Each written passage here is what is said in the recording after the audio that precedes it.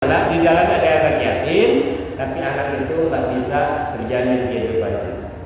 Makanya Pak, rumah-rumah yatim itu adalah tempat-tempat di mana keberkahan itu turun.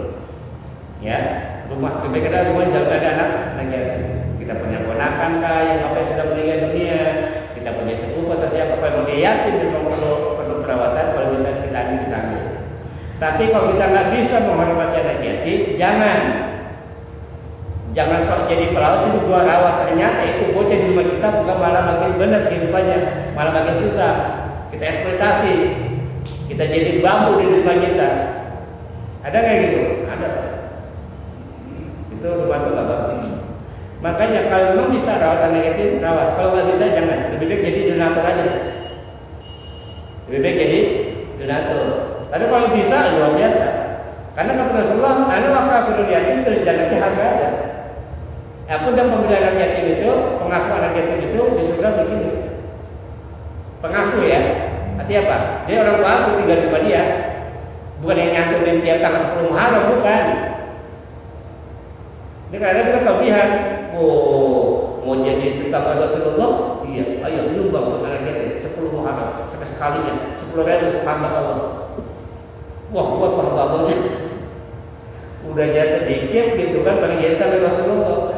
Bukan itu ya Rasulullah, maksud yang sebut wakaful yatim itu adalah yang memang di rumah dia tiap hari tinggal di situ, dia rawat anak yatim di rumah dia. Itu namanya kaful yatim hakada tadi, yang menjadi tetangga Rasulullah. Tapi salah nggak status setiap kita sembah 10 Muharram bukan anak yatim? Ya nggak salah, benar, gitu kan. Cuma kalau pengen lebih silakan. Tapi kalau kita nggak bisa merawat anak yatim, lebih jangan. Karena kena ayat tuh, laku kriminal yatim itu kena ayat, ya. Kalau kita nggak bisa merawat yatim, jangan rawat. Lebih kita kasih nyumbang saja, sekemampuan kita. Karena tadi Pak, ketika kita ambil anak yatim di rumah kita, ternyata kita nggak bisa. Nah, kalau anak yatim sudah salah Pak. Kalau anak yatim kita oneli di mana anak yatim itu kita gimana jadi bocah bagaimana, nggak salah Pak. Kalau anak yatim nggak salah. Makanya kalau kita bisa silakan. Tapi kalau kita jangan, lebih baik kita Pak nyumbang aja deh, ya sebatas kemampuan kita. Baik, sampai sini dulu, ada yang belum sampai. Lagi. Kala idaduk kata ardu dakan. Kata Allah, jangan begitu, ya. Jangan kamu jadi apa tuh? Jadi yang tidak mau anak yatim sama harta kebangkatan banget, ya kan? Atau jangan begitu. Idaduk kata ardu dakan, ya. Ingat apabila nanti bumi diguncangkan. Nah, ini Allah coba kasih peringatan nih. Karena hidayah itu melalui tiga jalan Pak. Ada melalui depan, ada melalui belakang, ada melalui di atas. Kalau dari belakang itu Allah ngasih gambar-gambar cerita-cerita kaum terdahulu, kaum Samud, kaum Ad, ingat gak tuh kaum Ad? Kata Allah kan gitu kan? Ingat gak kaum Samud?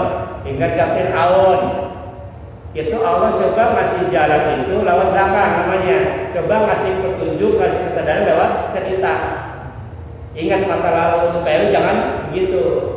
Nggak kena juga gitu kan. Allah bilang dengan kondisi sekarang dari atas nih sekarang nih, ya kan, bahwa ada orang yang kalau dikasih kesenangan dia bilang dari Allah, biasanya sama Allah. Begitu susah dia bilang apa? Allah benci sama dia. Kemudian dia nggak mau begini, dia nggak mau begitu, gitu kan? Kemudian masih nggak sadar juga, Allah bilang kedepannya nanti akan begini. Kalau kamu masih begitu, masih beranggapan bahwa kalau kamu harta sedikit Allah hina kamu, kalau kamu banyak harta Allah bilang kamu bilang Allah sayang sama kamu, tapi kamu nggak menghormati anak yatim, kamu nggak kasih makan orang miskin, kamu kebangetan senang sama harta, kamu makan halal haram udah nggak peduli lagi, kata Allah kalah, jangan begitu. Kenapa? Ida dukatul ardu dakan-dakan. Ingat ketika nanti bumi dibenturkan. Dakan-dakan itu berarti dua benda yang diadu Pak, hampir lebur. Tahu lato-lato? Lato-lato tahu Pak? Bong, diginin Pak. Dakan-dakan itu artinya membenturkan benda sehingga hancur lebur. Kalah, jangan begitu. Jangan berbuat kayak tadi tuh. Jangan makan anak yatim. Jangan makan harta seenaknya, jangan merebut hak orang, jangan beranggapan bahwa kalau kamu kasih dapat harta banyak itu Allah sayang sama kamu. Jangan beranggapan kalau kamu lagi miskin susah Allah bisa kamu. Jangan. Kenapa? Karena nanti bumi akan dibenturkan. Ida dukatul ardu dakan. Maksudnya apa? Yang kamu miliki saat ini kan hancur semua. Kata Allah lanjut, wajah Arabku kawal malaku sofan sofan, dan nanti Allah itu akan datang. Wajah Arabku dan datanglah Tuhanmu wal malaku sofan sofan, dan malaikat berbaris-baris. Bahasa benar-benar 7 baris seperti ini. Ingat ketika bumi sudah dihancurkan, kita dikumpulkan ibadah masyar. Allah nanti datang menemui kita dengan dikawal oleh malaikat-malaikat itu kan?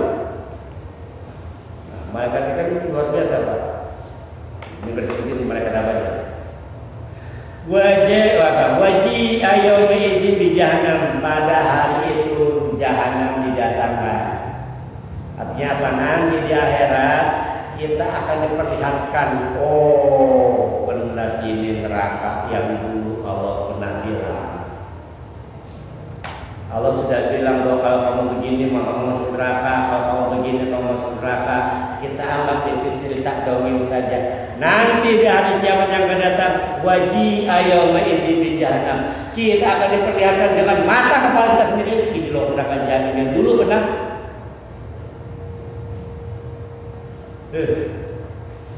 Terus apa lagi tuh?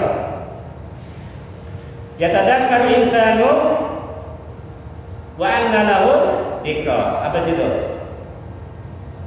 Dan pada itu diberikan jahanam, dan pada hari itu ingatlah manusia tetapi tidak lagi mengingat baginya. Dia mengatakan, alangkah baiknya kira-kira aku dahulu mengerjakan amal soleh untuk hidup ini.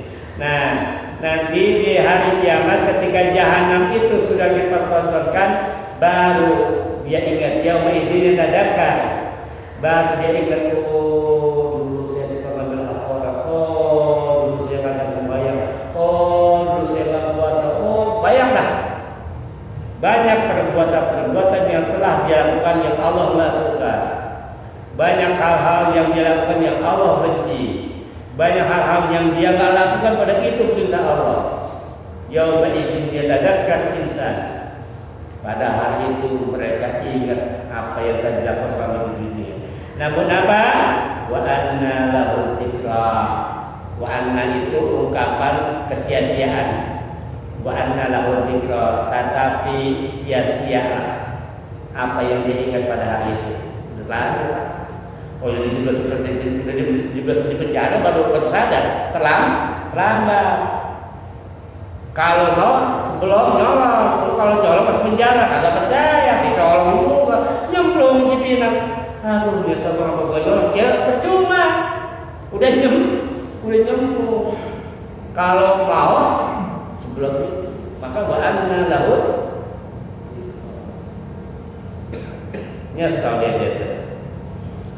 Nah, udah begitu baru dia ngomong dan yakul. Nah, keluar lagi tuh kata yakul. Dia berkata, ya laitani qaddamtu li hayati. Aduh, coba dulu saya sedekah ya, coba dulu saya sembahyang ya, coba dulu saya puasa ya. Itu gitu jadi yang di sini sebut. Karena yang dulu dia selalu berkata yang baik-baik, dia nyesal Pak. Dia nyesel. Coba dulu saya paksain ke musola ya, pada minggu. Coba dulu saya ngaji ya, coba dulu saya sedekah ya, coba dulu pada banyak waktu saya. Kenapa saya nggak